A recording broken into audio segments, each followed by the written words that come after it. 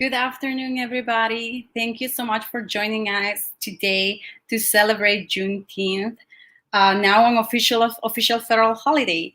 And today we have a very special presenter joining us from all the way from Maryland. Her name is Wowen, and she is part of the Youth Activism Project, a nonprofit that empowers youth activists through online trainings and community building. So it's a pleasure for us to have Wowen with us today, and she will be walking us through the history of Juneteenth. You go ahead, Warren. Hi, guys. Thank you for the warm welcome, Tatiana.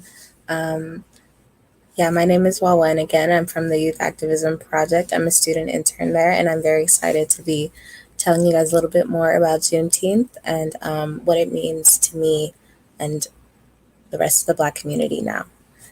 Okay. So first off, what is Juneteenth?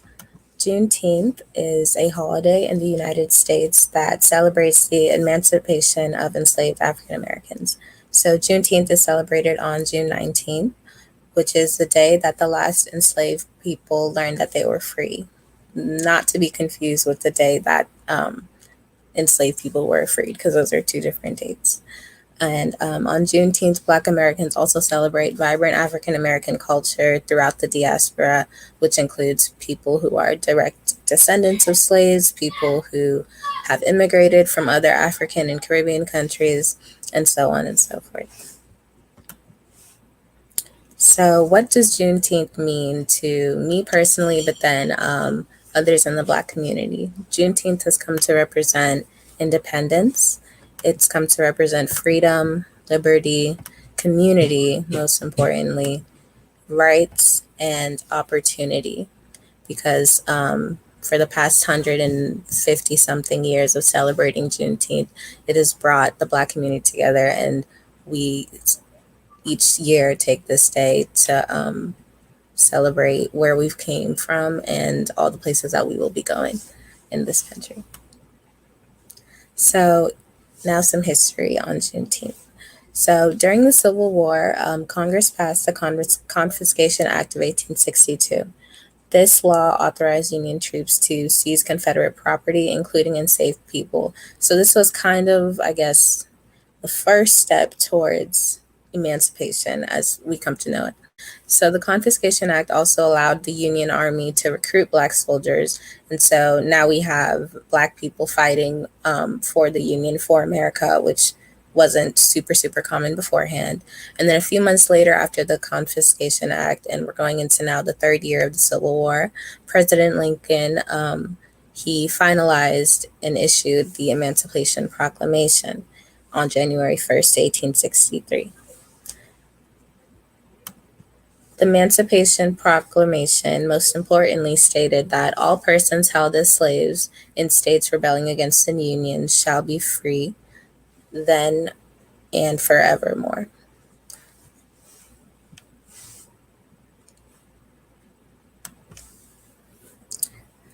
But a couple things about the Emancipation Proclamation. It did not immediately free the millions of people who were enslaved in the country.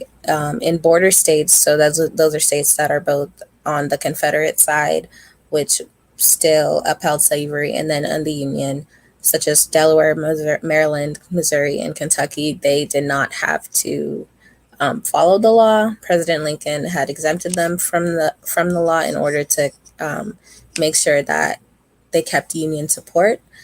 And in order to kind of override this loophole, in April 1864, the Senate tried to pass the 13th Amendment, which states that slavery and involuntary servitude are illegal in all states except as punishment for crime. So this is the more famous law. I wouldn't say more famous than the Emancipation, but the 13th Amendment is what officially ended slavery. And although this was introduced into the Senate in 1864, it wasn't officially passed and enacted until 1865. And because the Emancipation Proclamation wasn't implemented until much later because of these, I guess, loopholes and things like that, That's why freedom for Black Americans all over the country who were enslaved didn't come until kind of a lot later. So, Freedom Eve. So, as I was saying, freedom did not touch down into actual enslaved communities until much later in a lot of cases.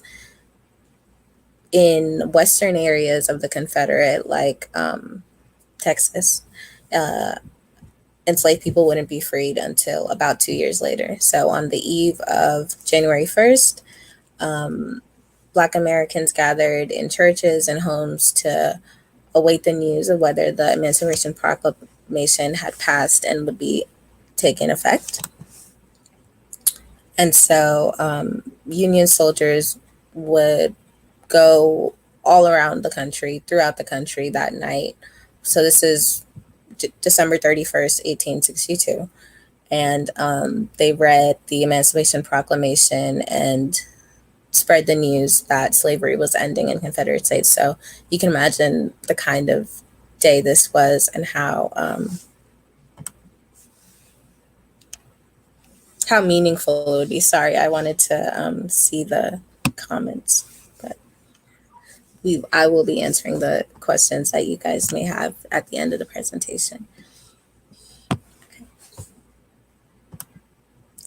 So, as I've been saying, freedom was a bit stalled. So the question then is, when did freedom actually come? So since the rollout, I guess, of the Emancipation Proclamation was very slow and was often stalled or just blatantly ignored in a lot of Confederate states.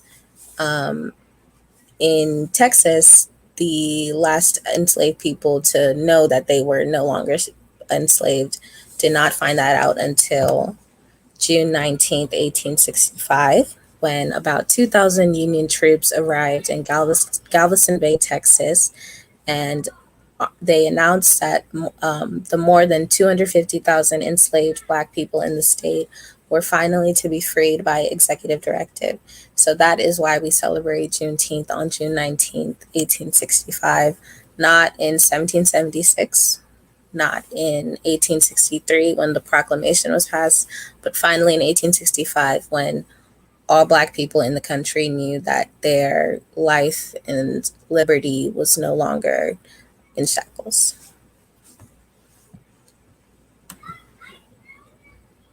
So newly freed Black people celebrated the first Juneteenth in 1866, and to commemorate liberation and take pride in their progress, they celebrated with food, singing, dancing, and spirituals. So those are like kind of church-related, gospel-related, religious texts and songs that are very sacred in the Black community.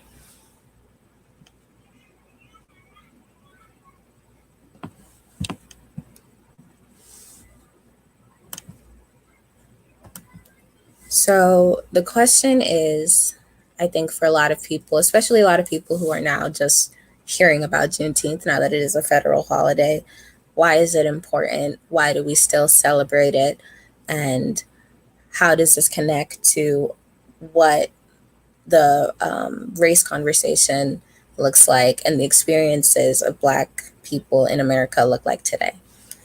So, harmful stereotypes about Black people are rooted in slavery, and these kind of notions and ideas still rear their ugly heads today through a lot of the unfortunate things that Black people in this country do experience. And so some of these stereotypes have formed the basis of an unfair treatment towards Black Americans, such as police brutality, which has, I wouldn't say it's heightened in recent years, but it's definitely become a more prominently outspoken issue in recent years. And then housing discrimination, mass incarceration, these cycles are able to continue because of a lot of the harmful stereotypes that came from slavery, such as, I guess, things concerning Black people being inherently more criminal, things like stealing and hypersexuality, those type of negative things that do not represent all Black people, but we've kind of been trained to believe at least subconsciously in the back of our heads, we all have ingrained biases, and those things still affect us very, very prominently today. So, in celebrating Juneteenth, we understand that this won't end racism, but it opens up the dialogue and opens up room for actions and community conversations to address a lot of the trauma and harm that has been done by this country towards the Black community. So Juneteenth is still not, well, as of yesterday, it is now nationally recognized and federally recognized as a holiday. However, it is still not taught in a lot of schools. I grew up in a majority Black area, actually, me personally, and my parents didn't. My parents immigrated here from a country in Africa, so Juneteenth wasn't like a direct part of our culture, and I hadn't learned about it in school up until like I discovered Juneteenth and the holiday about 5, 6 years ago on my own accord. So this isn't something that is taught in most schools to children, and in fact, currently there's a conversation going around in politics about critical race theory, which is essentially kind of the touchier subjects regarding racial interactions and police brutality and oppression and the history of why America looks like what it looks like, why we have certain things happening to certain groups of people. That's what critical race theory kind of covers, and there are some states that are currently trying to ban that in schools. So Juneteenth is important to recognize each year because of all that it represents for the Black community, but then also because it is trying to be like there are people out there who are trying to erase such meaningful and rich history, and it is a very active like fight that we're fighting to have our holidays and traditions and culture and history be honored on such a national scale. So that is part of why Juneteenth is important. So this video here is this is an excerpt of a video that talks about what Juneteenth means in connection to a lot of the civil uprisings that have happened nationally in support for Black lives over the past couple years. Even though slavery came to an end in 1865, the desire to master and dominate Black bodies did not. And we have never dealt with that. These are the kind of stark realities that are highlighted during Juneteenth.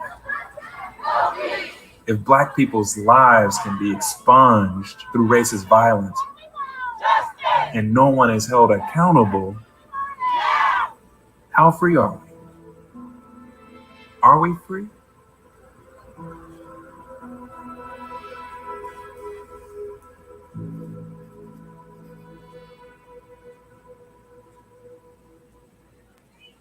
Also, interestingly enough, in that video, that was taken at one of the events that an organization like one of the screen caps near the end was taken at an event that we held and hosted and participated. And so this kind of goes to show that this organization I was a part of, we had an event on Juneteenth last year, and then we also have one that I just came back from today. So that kind of goes to show how it is not like removed. And as a lot of people are now coming to know of Juneteenth and what it means and everything, this is something that the national recognition is something that activist groups have been fighting for truly decades, to have Juneteenth be recognized as a national holiday.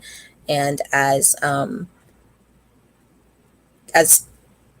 bad things keep happening to Black people across the nation that are racially motivated, we want to make sure we take the time to celebrate Black joy and Black excellence and what we have come from so far. So yeah.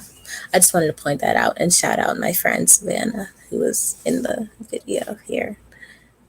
Anyway, so now I wanted to talk a little bit about what it means to celebrate Juneteenth as a person who is not a part of the Black community. And so this is a conversation that is still kind of very delicate, and some of you may have noticed in the past year or two, as we have a lot of attention being highlighted and spotlighted on the movement for Black lives, but there's still tension about things like cultural appropriation, and then just lines in terms of allyship, and then being a Black person in a community fighting for rights and things like that. So I think it's important to address and understand how and in what ways you can and should, and things you should consider just in general as you celebrate Juneteenth as a non-Black person. So the first thing that I would advise people to keep in mind is acknowledgement.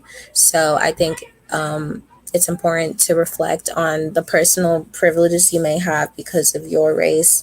And this does not necessarily apply to just people who are part of majority races who are Caucasian, but also to people who are non-Black, but still may hold positions of privilege through colorism or their gender identity and how that intersects with their race and whatnot. So it's important, I think, on this day to, before you go out to any cookouts or parties or barbecues, think about, the position that you have in this country, how you live your life, and how it has come to be that way. And those are kind of heavy questions. So you don't have to think about all of it all at once, but it's definitely important to acknowledge what you have going good for you, and then reflect on your community members and see whether they are Black or not, how their racial identity affects their experience in this country. So acknowledgement, I think, is the first and foremost thing that's important to do as we celebrate Juneteenth today and in future years. And then the second thing is respect. So respect is very, very paramount, because Juneteenth, as I mentioned earlier, is still a very insulated to the Black community holiday up until this year, honestly. And it's still very sacred, and it's special, and it is not necessarily, in certain communities, it may not be for everyone, if that makes sense. There are some parties and events and community discussions that I was invited to today that were Black only, because it is still a very sacred holiday, and it is something that is primarily celebrated by Black people in America. So if you choose to celebrate and participate in those type of things, community discussions like these, or barbecues and cookouts and community events, you should make sure that you are being cognizant of your cultural identity, and avoiding any stereotypical things, any appropriative behaviors. Definitely just want to remain respectful. And if you think that something you're doing could potentially be disrespectful, you definitely want to ask about it, and be open to a dialogue, and be open to change if needed on your part. And the last thing is to care beyond a party and beyond a celebration. So that means engaging in mutual aid, which is not necessarily charity work, but just engaging with people in your community who may not have homes, who may not have food and shelter and things of that nature. So mutual aid efforts, and then listening to Black leaders and people who are on the front lines of like Black liberation movements and whatnot, if that is something that you do care about, to learn genuinely and authentically. And because I think that is one of the best ways to learn, if you are eager about learning about Black experience and struggles and how you can help. And then lastly, offering tangible support, general support, and resources to Black people in your community, because another political issue, hot topic that has been up for debate for a long time is like the issue of reparations. And now that Juneteenth is a federal holiday, while we still have not received reparations, there's still many other issues that would have been more important or just more beneficial to address first before making Juneteenth a national holiday. Not that that is not amazing in itself, but there are still many structural problems that we face that we would need help from the government to fix, and we have not received that for a while. So, you know, anything helps, honestly. And so if you can help support your Black community members in any way during this time, then yeah, that's something that you can consider as you celebrate Juneteenth in the future. So I know I kind of rushed through the slides a little bit, but I definitely wanted to have more of a discussion with you guys and respond to any questions you would have. So that is the majority of the presentation, but now I'll open it up for questions, and truly throw them at me, because I would love to discuss with you more personally about what this means to me, what this means for Youth Activism Project, and the things that we do that are centered towards Black stories and Black liberation, and then just in general, any questions you may have about Juneteenth.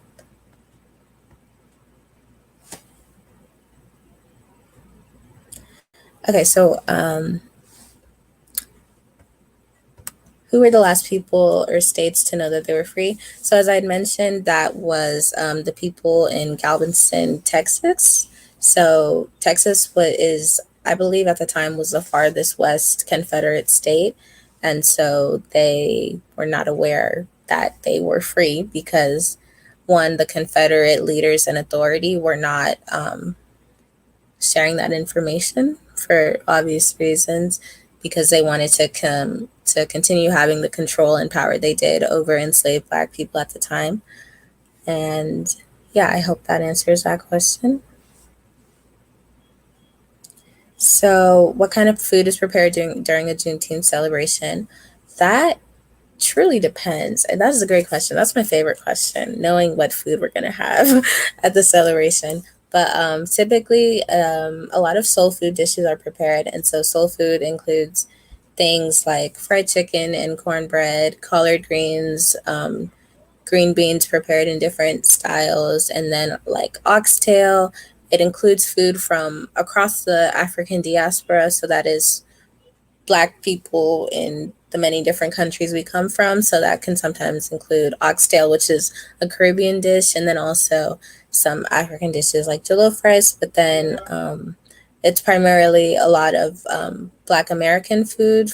So that would include, as I mentioned, like mac and cheese as well. I'm trying to think like my favorite. I'm imagining like my plate from earlier today. Yeah, it is mostly chicken, and then ribs and other barbecue things, oxtail as well for like meat stuff, and then mac and cheese, peach cobbler, top tier dessert definitely, and then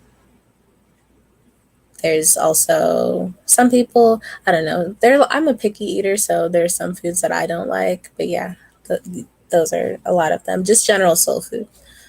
Why was there resistance to recognize the holiday? That is a great question. I think personally that a lot of the resistance on recognizing Juneteenth just comes with what that would mean for, I think the pushback for the past couple decades was about what that would mean for where civil rights and Black liberation was heading. So, mind you, Juneteenth was 1865, and now we are in 2021, and now it is officially a holiday. So it came up during the civil rights movement in the 50s or 70s, and it was denied consistently. But I think now we are in a space where more sensitive political issues related to race are at the forefront of our conversation. It's something that corporations, along with communities, are talking about very regularly. So I think, at least on the government administration part, now seemed like probably the best time to enact Juneteenth as a national holiday. But in terms of resistance to recognizing it, I think that does come from a lot of people having ingrained biases, a lot of people just not knowing what Juneteenth is about, and then people also not feeling like it is something that needs to be celebrated federally, which is unfortunate, definitely. But yeah, I think that answers that question. And okay, why do you think Juneteenth is not part of the school curriculum? Kind of going back to what I was just saying,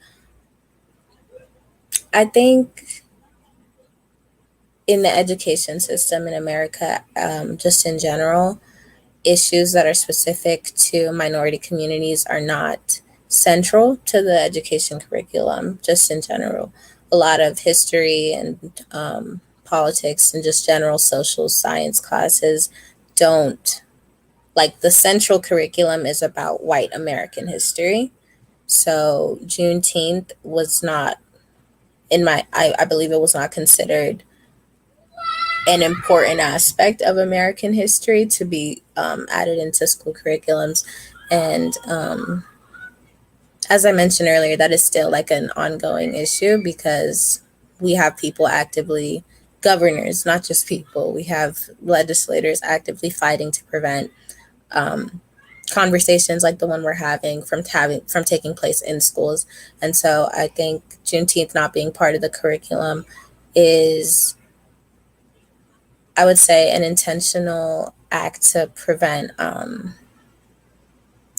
important community discussions from happening. And I think it is unfortunate because I think it robs a lot of Black youth from knowing their history and feeling embraced by their education system. So I do think it is unfortunate.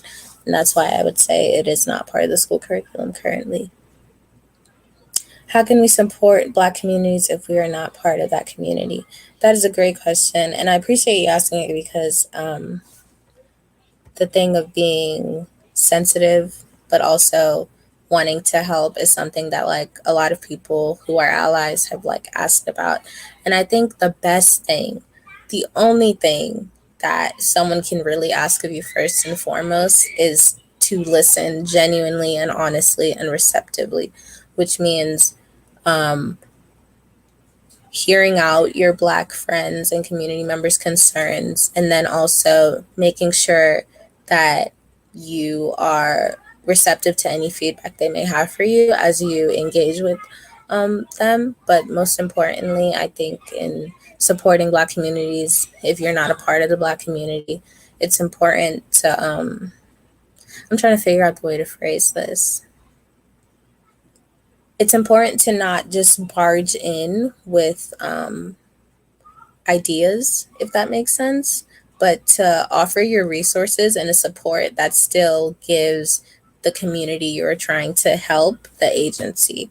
So that means you are responding to the needs that they have and you're involving the community in whatever support you're trying to provide. So they're coming up with the ideas and then you are providing the support and the outreach and whatnot. So why is it called Juneteenth? It is called Juneteenth because it is celebrated in memory of June 19th, 1865, which was when the last slaves in Texas learned that they were free. And it is celebrated on June 19th every year. Thank you so much, Raven. And I have a couple of questions for you. So Mm-hmm. the first one will be like, what advice do actually you have for young people like you to get more involved? Mm-hmm. So this may sound sponsored, but join the Youth Activism Project, and not necessarily join, but definitely the resources that we offer. And there are a bunch of other local organizations that do offer similar resources. Like, our main goal is to help connect young people with the things that are going on in their communities to be able to help and to be able to advocate for issues they care about. So, you know, Youth Activism Project. But also, if you don't want to reach out to us for whatever reason, no problem. What I did when I started getting involved in I would social issues was that really through social media, which I know a lot of young people are on, I found like local events to attend through just like general hashtags, and then pages that shared things going on with like protests and then just other community events. But I think beyond that, if you're still like, you don't know much about um, certain issues, but like you know that you care and you know you want to help, I think the first step before putting yourself out there, if you are reluctant to do so, or you're hesitant to do so, or scared, because it can be a bit daunting to like enter an activist space if you don't know much about the issue or just in general about activism. First, I would say or suggest to like research, read up on things, and that research doesn't have to be super like school project researchy. It can be Twitter. It can be your social media pages, so long as you're getting like accurate and valid sources and information, of course. And definitely, you want to fact check your sources and information, especially on social media. But informing yourself about issues is definitely the first step. And then you can reach out to teachers as well.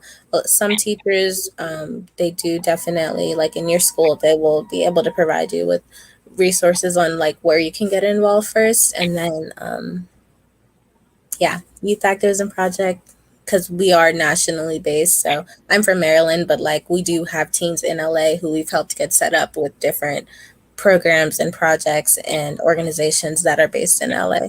So yeah, that's what I would suggest. Maybe you can share with us a little bit about the Youth Activism Project so people actually know what you guys do Mhm. and what kind of resources you offer for young people. Definitely. So the Youth Activism Project, we are a nonprofit organization that supports over 2,000 students nationally in advocating for issues that they care about. We most importantly support proximate leadership, which is basically we want kids who are involved, who are part of the communities, being the ones doing the work to help their communities.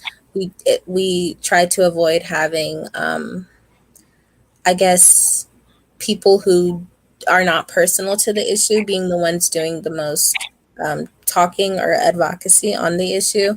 We definitely want to make sure that, like, as I was mentioning earlier, in the spirit of mutual aid, we're having teens who are affected doing the work. So, like me, I am 18 years old and I have done a lot of student advocacy work towards things that directly affect me.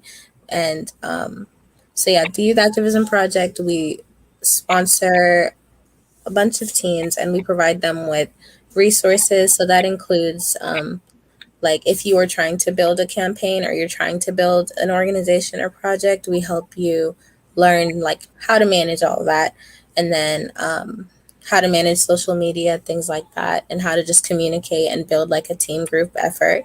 If that's not what you're trying to do, if you're not trying to create your own thing, we help connect you with local organizations and resources, as I mentioned. And then we've had students who work and now sit on like committees with their state boards of education.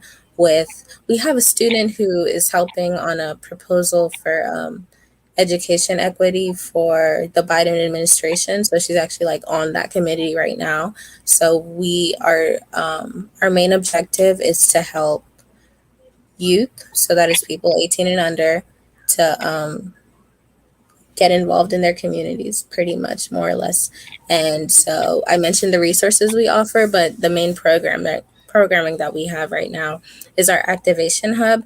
And so with the activation hub, you get weekly conference calls with youth mentors. So that's the best thing about it. It is young people, like people your age and who understand you and understand where you're coming from and how you're thinking, and a lot of our current culture, who are helping you and who are doing the mentoring and who are guiding you through things. So yeah, that is what the Youth Activism Project would have to offer. Great. And well, thank you so much for being with us today. I have one more question for you before we finish.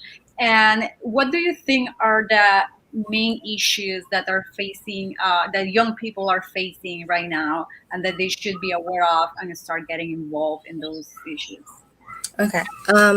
One of the first and foremost things is just the youth voice. We have seen so many movements in the past couple of years, from March for Our Lives to Black Lives Matter, being mostly led by young Black people. Like, we have so much to say, and we are trying to say it. And it's a matter, I think, at this point, of just getting our administration, like the government, to really listen, and then just in general, community organizations to value the voice and opinions of young people more. So that is, the main crux of what YAP does. We want to kind of put an end to adultism, is what we call it, which is where the opinions and ideas, priorities, and emotions of older people are like prioritized completely above young people. But a lot of the things that adults do, the laws they make, they directly affect us as well. So, and it's not like I think for a lot of people, once you're like a teenager, pretty much between like 12, 14, you really start developing an understanding of like your identity and the things you might face. There are a lot of kids who face like unfortunate injustices and events from way younger than that age. So it's like representation of youth is very, very important right now. And then I think other issues that are, I guess, youth centered outside of just general representation, like the dream laws, and then with DACA is one thing that YAP has definitely put a focus on recently, and then education equity as well, just in general, with like refining our education system, broadening our curriculums to include more things about Asian American history, Latina American history, and Black history in general. And then just making sure our education system is like reflecting equity, and that we are closing achievement gaps and things like that between races. So yeah, the latter one is a little bit more boring. Not everybody is an education equity kind of person, but yeah, I think those are two issues. The first one being youth voice, and then education equity, as well as undocumented immigrants who are children, are things that we have been focusing on lately, and that I would think are pretty highlighted youth issues right now. Awesome. And how do you think, like, because many young adults, because they don't vote, right? Right. So you are involved in all these issues that actually affect you, but you don't have the right to vote. Mm-hmm. And you mentioned some of them, but I've been talking a lot with with the young adults that I work with, like my teens. I'm always telling them, think about issues like paying for college. Like, you are already 17, you are going to be 18, and then you have to pay for it, but you don't have the right to vote. There was a proposal here in California in the last election to let young adults vote. Mostly will be only in for California, within the states, for like proposals and things like that, and it didn't pass. It didn't have the support of people to give them the right to vote when they were like 16. What do you think about it, and also how they can get involved politically if they don't have the right to vote yet? Definitely. So yeah, that has been an issue that YAP has also like tirelessly been fighting for. Lowering the age to vote, definitely. And so the thing about political engagement and like the feeling of like what I have to say doesn't matter, especially because I know I don't even have the right to voice it yet through voting, is definitely an issue that a lot of youth have come to YAP to face. And so in that regard, like when getting engaged, I think the first step is just understanding that like voting is not like the entirety of what you are able to do politically, and that is not the entirety of what your political engagement should include or could include. So you can lobby, you can fundraise, you can work with your local leaders and politicians outside of being able to vote. You can do that as a teen intern, as a volunteer on certain campaigns, and then that like puts you in the room to be able to like learn about what's going on, and then you will have an opportunity more so to be directly involved in voicing your opinions. That is one way I would suggest. But then just like general word of advice is to, and this is something I tell myself too regularly, like do not let yourself be discouraged because I can vote now, but I wasn't able to. My birthday was like 3 days literally too late for the 2020 election. And even then, I still felt like my political voice was heard because I did participate in a lot of methods that are outside of voting to exercise my voice in that way. And while some of the things I mentioned, like interning with your congressman, can be very daunting, and not everyone has the resources and opportunity to, definitely like sharing what you have to say through your local channels, through school clubs, through community forums, your community council, and through your social media. That's a way where you can continue exercising your political voice without voting. But on the matter of voting, I do, and YAP supports definitely like lowering that age for certain issues, and definitely at least on a local level for like county councils and things like that. We definitely support youth voting. But yeah. Awesome, awesome. Well, thank you so much. Is there something else that you want to share with people here in Los Angeles, and especially with young people like you? Uh, some like, oh, and also if you can share with us like your social media handle and on the Young Activism Project website, so they have that. Definitely. I have it on, I have the Youth Activism Project social medias on the slides. If I could have that come up, the last slide of the tab. So this is my email, and then Youth Activism Project's social media and website if you'd like to get in contact with us directly. And then please don't like feel free to reach out to me because I would love to continue these conversations and then answer any questions you might have. And if you would like to get connected with the Youth Activism Project, I would love to help you do that as well, to anybody who would be interested in that. And then yeah, I just wanted to say like I have worked with some activists who have come out of LA, and then just in general like followed a lot of the movements that young people have started in LA. And so I think that's a beautiful city, and somewhat like DC, there's a lot of passion and power there. And so I like, I don't know, I guess I'm trying to say that I'm proud, honestly, of youth in LA for leading changes and leading movements the way that you guys do. And then also that like to anyone who is young and is like just now learning about Juneteenth from this presentation and wants to get more involved, like coming to community things like library calls such as this one is definitely like a step in the right direction. And yeah, that is pretty much it. Also, happy Juneteenth to everybody. Juneteenth, thank you so much for being with us. Thank you. Thank you. Bye.